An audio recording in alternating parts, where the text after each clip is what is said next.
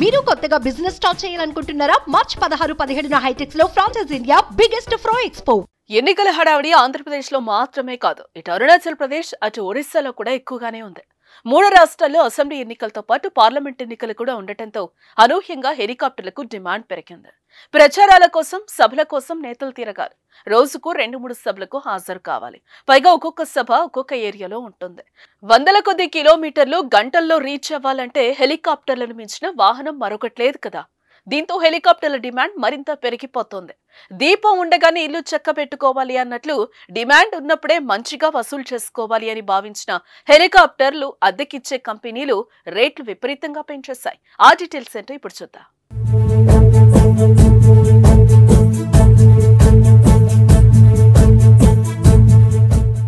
CM Jagan DBT ద్వారా button నొక్కే కార్యక్రమానికి helicopter ఉండాలి. టీడీపీ జనసేన నిర్వహించే జెండా కార్యక్రమానికి చెరొక హెలికాప్టర్ కావాలి. ఇలా రాజకీయ పార్టీలు విస్తృతంగా ఎన్నికల ప్రచారం నిర్వహించాలన్నా, రోజుకు 2-3 సభల్లో పాల్గొనాలన్నా హెలికాప్టర్లే దిక్కుమరే.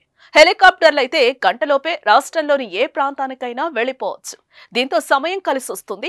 అధికార ప్రతిపక్ష పార్టీ ముఖ్య నేతలతో పాటు మధ్యలో వచ్చే జాతీయ నాయకులతోనూ ప్రచారం హోరెత్తించేందుకు అన్ని పార్టీలు ఇదే దారిలో వెళ్తున్నాయి. ఇలా తక్కువ సమయంలో ఎక్కువ నియోజకవర్గాల్లో పర్యటించేందుకు అవకాశం ఉన్న ఏకైక వాహనం హెలికాప్టర్. 3 రాష్ట్రాల అసెంబ్లీ ఎన్నికలు, పార్లమెంటు ఎన్నికల నేపథ్యంలో హెలికాప్టర్లను అద్దెకిచ్చే కంపెనీలకు విపరీతమైన డిమాండ్ ఏర్పడింది. ప్రస్తుతం హెలికాప్టర్ గంటకు 1,50,000 నుంచి 2 లక్షల వరకు అద్దె ఉంది. అలాగే చాపర్లకు గంటకు 4.5 లక్షల నుంచి 5.5 లక్షల వరకు ఉంది.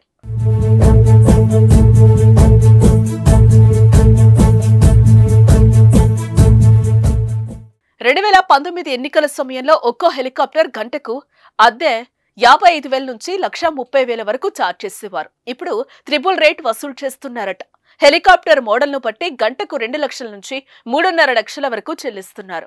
ఇంకా వీటితో పాటు విమానాశ్రయ ఛార్జీలు, ఎయిర్పోర్ట్ హ్యాండ్లింగ్ ఛార్జీలు, ఫ్యూయల్ ట్రాన్స్పోర్టేషన్, సిబ్బంది బస, తిండికయ్యే ఖర్చులు కూడా ఉంటాయి. ప్రస్తుతం మన దేశంలో 350 చార్టర్డ్ విమానాలు, 175కు పైగా హెలికాప్టర్లు ఉన్నట్లు సమాచారం. ముంబైకి చెందిన private chartered company flying birds aviation కు 4 హెలికాప్టర్లు, 6 జెట్ విమానాలు ఉన్నాయి. ఎన్నికల నేపథ్యంలో మరో కొన్ని హెలికాప్టర్లను అద్దెకు తీసుకుంది. 2019 సార్వత్రిక ఎన్నికల సమయంలో సగటున 70 నుంచి 100% హెలికాప్టర్లకు డిమాండ్ ఉండేది. కానీ 40 మాత్రమే అప్పట్లో అందుబాటులో ఉన్నాయి. ఈ ఏడాది హెలికాప్టర్ల డిమాండ్ 100 నుంచి 130% పెరిగింది. అయితే కేవలం 50 నుంచి 60 హెలికాప్టర్లు మాత్రమే సమకూర్చగలుగుతున్నామని ఆయా సంస్థలు వెల్లడించాయి. హెలికాప్టర్ల సంఖ్య తక్కువగా ఉండటం, డిమాండ్ ఎక్కువగా ఉండటంతో హెలికాప్టర్ల అద్దె ధరలు అమాంతం పెరిగాయి. రాజకీయ నాయకులే కదా, వారికది భారం కాదులే అని హెలికాప్టర్లు అద్దెకిచ్చే యాజమాన్యాలు భావిస్తుంటే ఖర్చులే అన్నట్లు లీడర్లు కూడా దూసుకుపోతున్నారట.